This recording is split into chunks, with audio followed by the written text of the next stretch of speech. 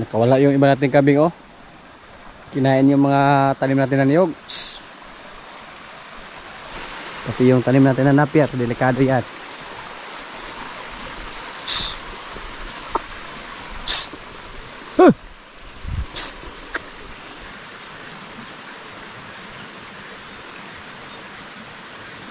Mamatay po yung mga napir natin pag hayaan natin sila dito.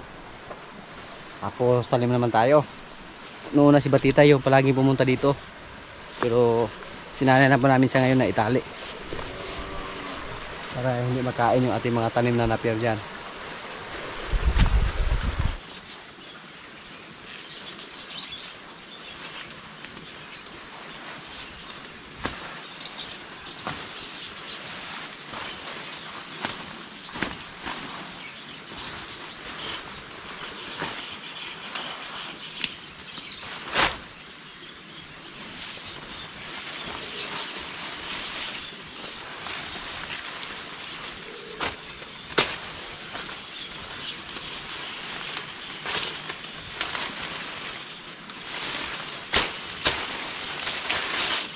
Kain na dito sa ating mga tilapia yung marili agwa.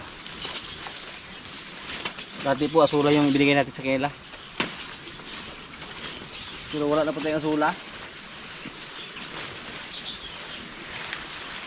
I-chop lang natin to.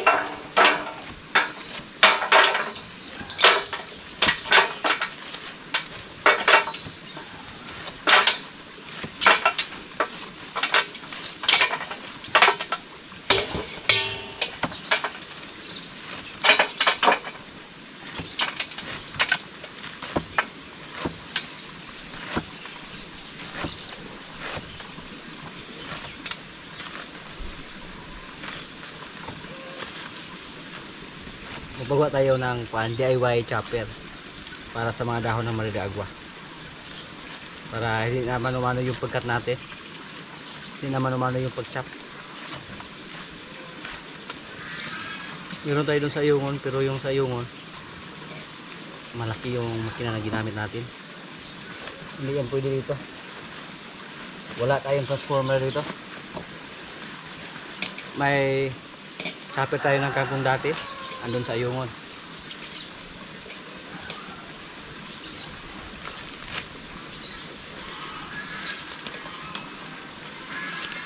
Yung mga tilapia kumain din sila ng kangkong, ng asula, yung mga malalambot ba. Yan po ang paborito lang kainin.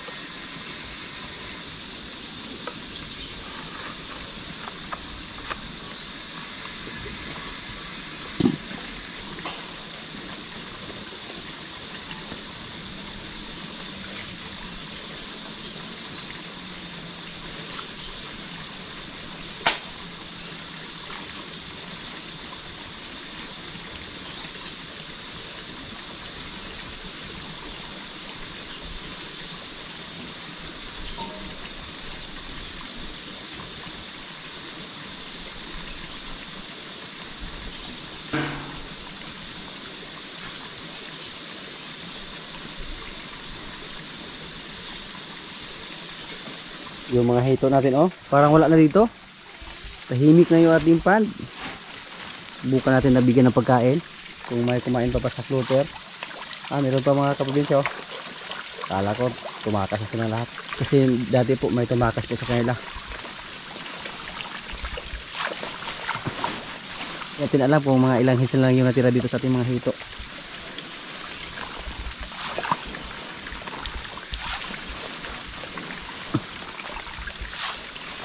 Iba yung hito mga kaprobinsya. Hindi ko sila kusang mag-breed. Basta malit lang yung pan natin. Hindi ko sila dumami. Minsan po may nagtanong sa atin kung dumami na ba yung mga hito natin.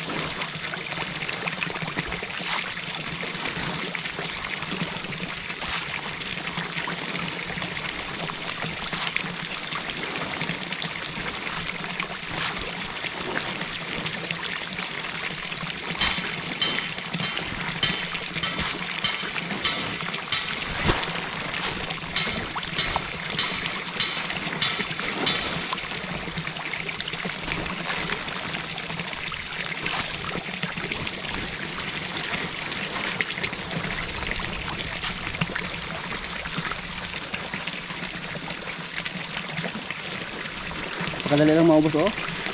Sa feeds na binigay natin.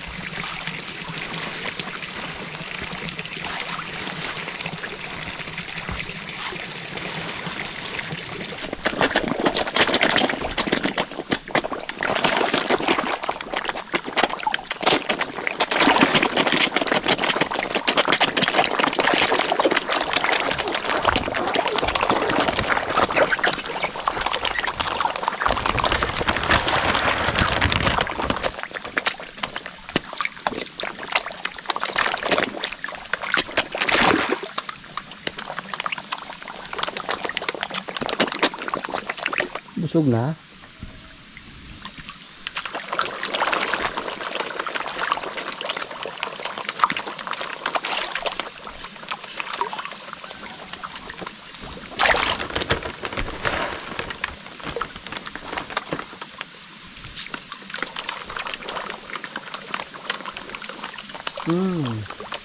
Ang ibon.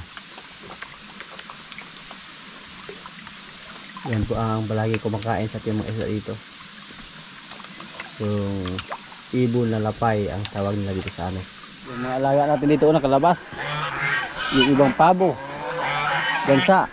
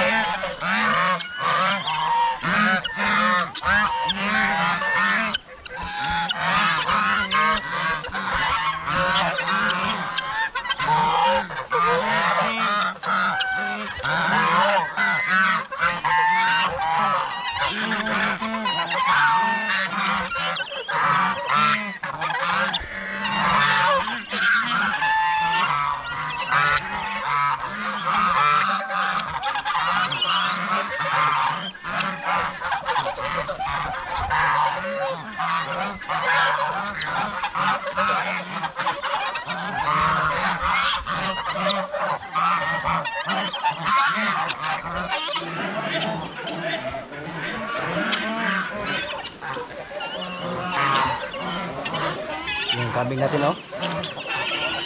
Nakasurvive siya mga kaprobinsya. Akala po natin noong una na hindi siya makasurvive. Hindi siya masyadong payat. Palawapan natin ito ng vitamins.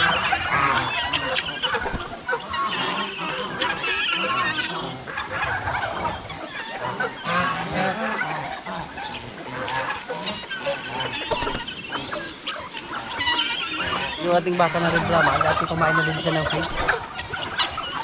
Subukan natin na mamaya na pakainin ng fish yung red Brahma natin.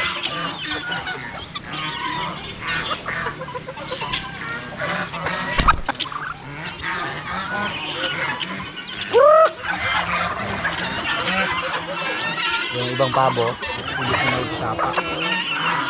Yun lang. Yung ibang pabo natin doon nasa loob lang.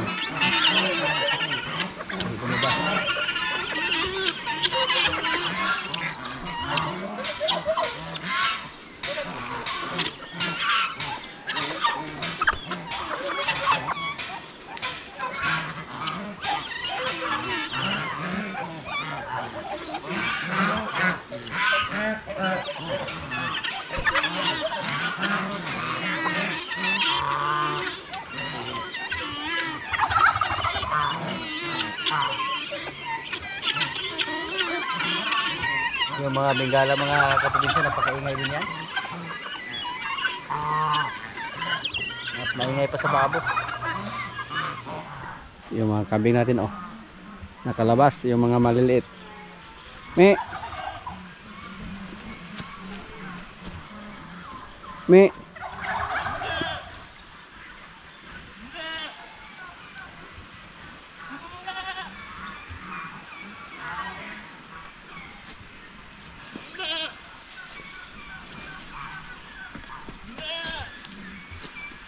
mailap. Ay, may butas pala. Diyan sila dumaan.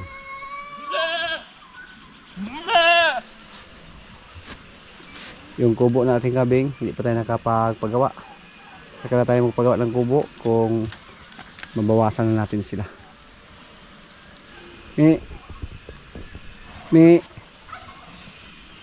Yan po ang pinakamaganda nating kambing ngayon na babae. Anak sa ating kambing na walang sungay.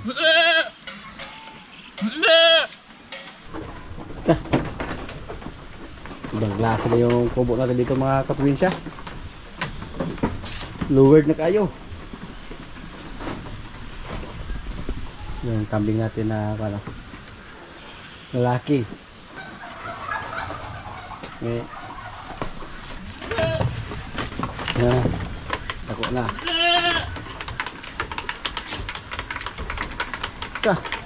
Ang laki naman ng chance ating kambing dito. Isa, blackhead.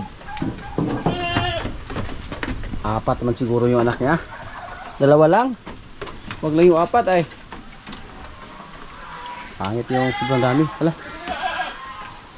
Kapit na siguro itong mga anak, oh. Nilabasan siya mga kaprobinsya. Kapit talaga ng mga anak. Hindi ko po na-record kung Hindi ko po na-record kung kailan po natin sa napakasahan. Malapit na siguro siya mga anak. Pero mukhang hindi po yung mga anak kayo. Kasi bata pa yung mga anak niya. Yung 4.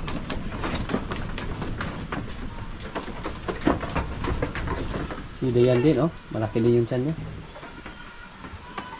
Yung una niyang anak, 2. Pero nakapanak din siya ng 4. Grabe. Huwag yung 4 kasi mahirap niya alagaan. Yung tiyan ni Dayan, oh. Bakit na po? Yung mga ganyang klaseng kabing, ang ibinta natin. Mga kulot na balibo, mga isayaon, bagong klase. Pero upgrade na po yan. Anak po to sa ating mga kabing natin na lalaki na mga buwer. Kailangan po silang mamaalam dito sa atin. Kasi kailangan po natin magpagawa ng bagong kubo. Tapos ibaan yung kalahati sa kanilang kubo dito. At yung mga nagiba na materialis, yun po ang recycle natin doon. Yan po ang gamitin natin sa bago nating kubo na ipagawa.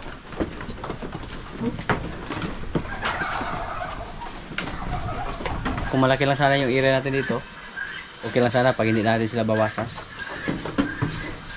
Pero Pero malit lang yung area natin. Busy tayo pag maraming kambing, tapos mabusan tayo ng pagkain, mabusan tayo ng kumpay, may mga baka pa. Halos hindi ko na makilala yung anak ni Dayan dati na lalaki. Barang may nakasana man si George dito sa mga nakarang linggo. Lumhilaw na si George pero upag gini, pero tagsaragi tayo iguan ng George. Tig isang round lang. Pagkadali niya mapagod. Ayan.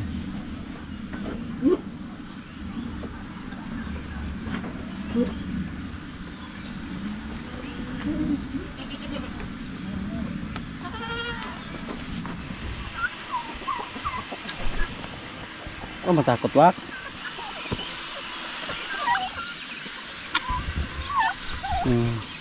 Ha? Ula-ula po yung uwakan eh. Takot siya na hulihin. Kali-kali arang uwaka ka.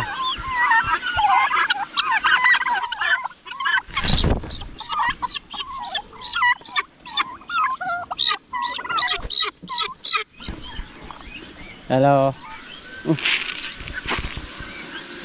Yan ang feeds.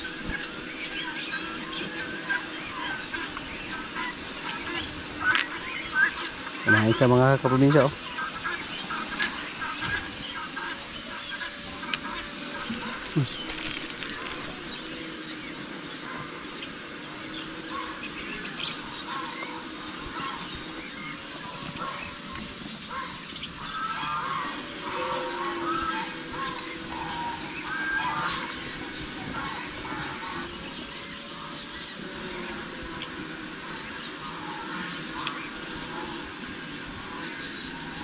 Wak, ano ba?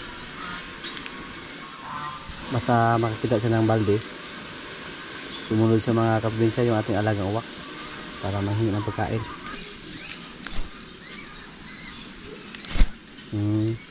Kulalagan ba? Ano to?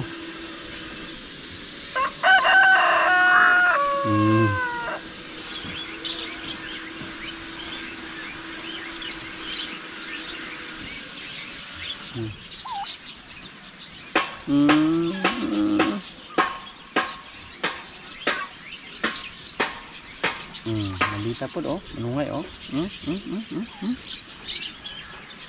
Ayaw. Kasi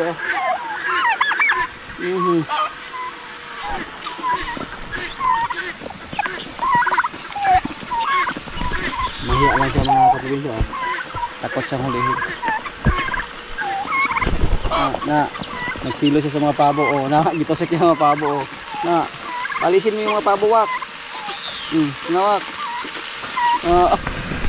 Nagsilo siya sa mga pabo oh. Tingnan niyo po oh. Sakit yung kayo sa wak ha. Sige wakin na. Are na wak. Are na.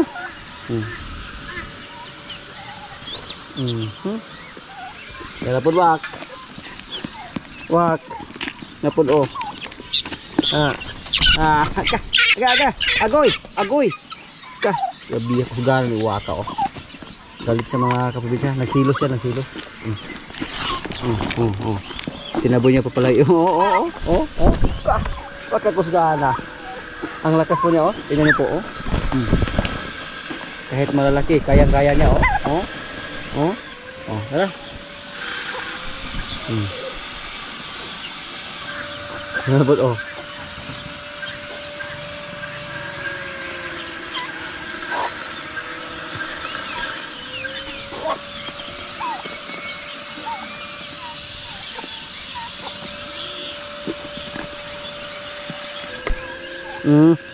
Pati ako pinag-initan ni Iwak.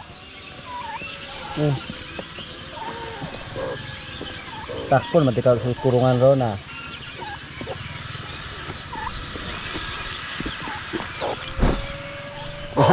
Takot siya sa inahin. Takot siya sa inahin oh.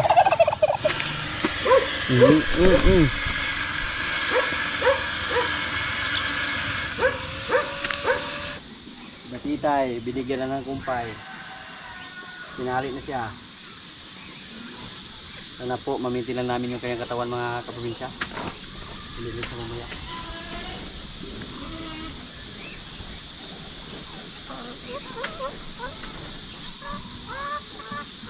Hindi na siya makapunta doon sa ating mga tanim na napier. Yung mga kalapati natin, oh. Paliparin natin.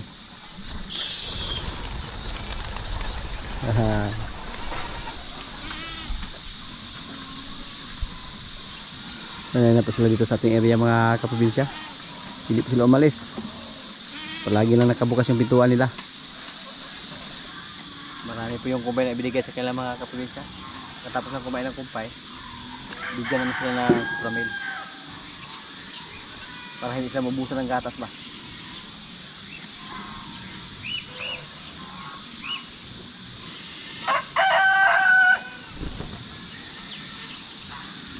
Bait, hindi mailap. Basta masanay lang siya na himas-himasin palagi. Kalingaw ra mga kaprobinsya. Ayo, nyarti ka.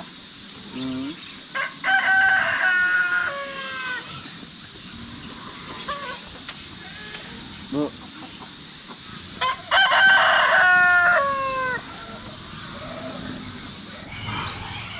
Yan po, yung anak ni Bitang.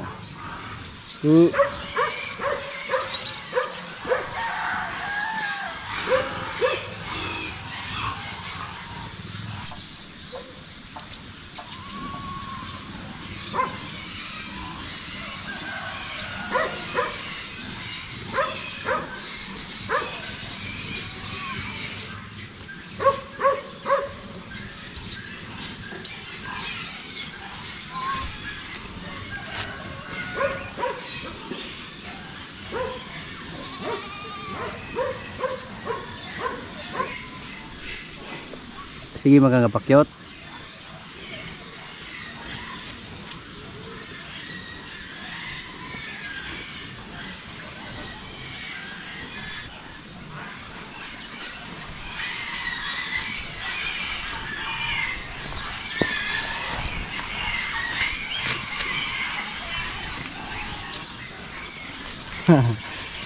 Umilag siya kay Bitang. Layo lagi ikaw manungay ka dayon. Ay gida idla.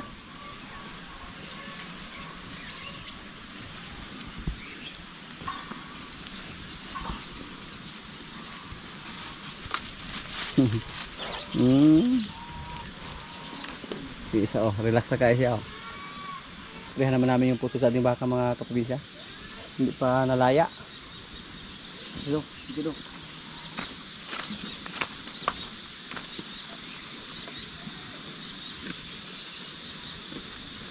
Gana pa na.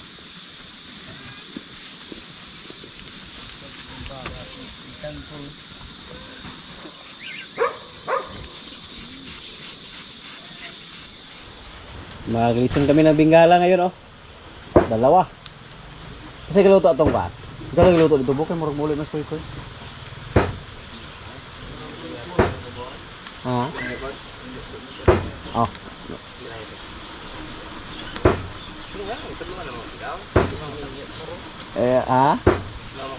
Muli mo gutong ninyo god. Tabi ato mo. Pagtagsa, dito. Dito. Ay. Kamalay na to. Samtang. Ya na.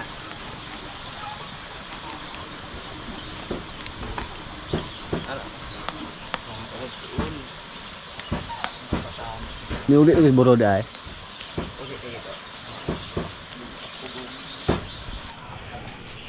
Luto namin lechon oh. Lechong bingala. Jadi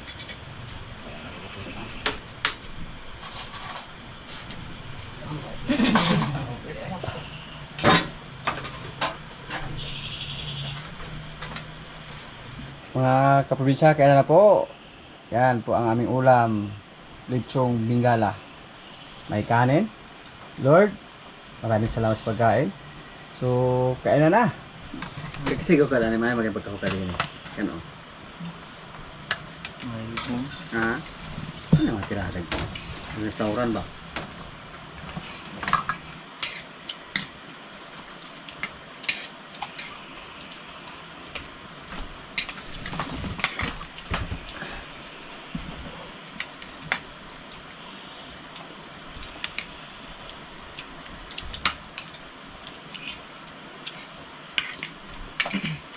Mayroon daw. Dunggay. Dada.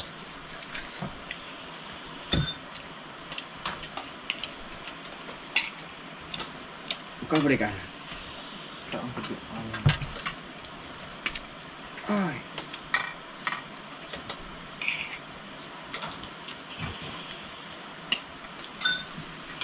Ang bawang kay umay. Oh, mais mo na yan ha. Ano na yan? Do. Kung ano ka? Kung ka oh.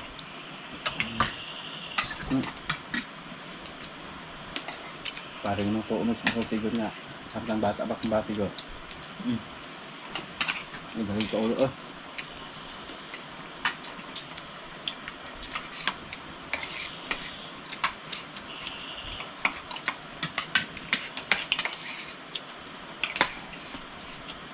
Supas ang matiwan na ba?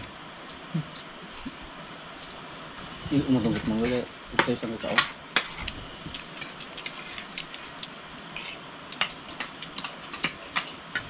May magka. Ito o. Yan. So ano? Ang daan mo ba? Akala ba pa naman naman tuhon? Hindi ang katon. Dayon.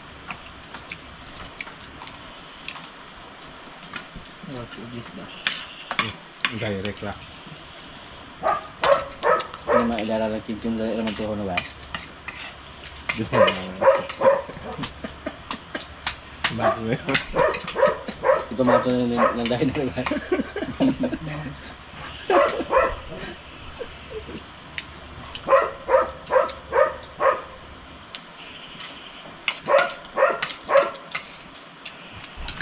Bro, po lisod mo ito kumayo ka ng huwas bro. Kaya kanumbag na. Hindi mo lunan ako. Guyoran. Maligya ka.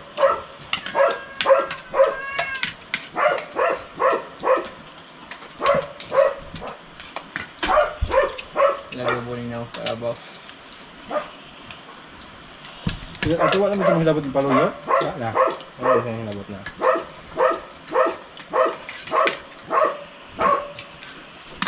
Ilahabi na ang kuno na. Tala sa palo. Wala na. Maligya naman kayo. Ay, nga pa.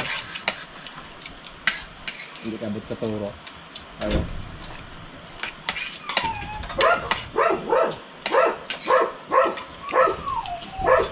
Mas lambo. Ito turo na po na. Turo mo. Okay, so manday sa mga kayo na tayo turo ng bilirahan lagi ako. Nakala ba yung uyak kayo? Ibugot ng kapulsing ng kalabaw. Ibugot ng kapulsing ng kalabaw sa una. Oh, ito kung magpapuyutan ng linuya kayo nga. Ito ano, ito skara o si Jen. Tapos kakakumpay yung problema ng sao. Kakapot din kasi. Yung din natin yun. Ito yung baba ko pa rin yun. Ako gagraba, aling bala. Nakatulog na ba na ba? Baw-baw. Yang nasa din, wala. Ay, pag-abot na ako, dali. Kana, Jen, natin mo na. Mag-umman na yung pag-iuran. Ano lang ito? Kara di kaya. Kasi Jen, inga-inga mo kaya nag... Baka pa din.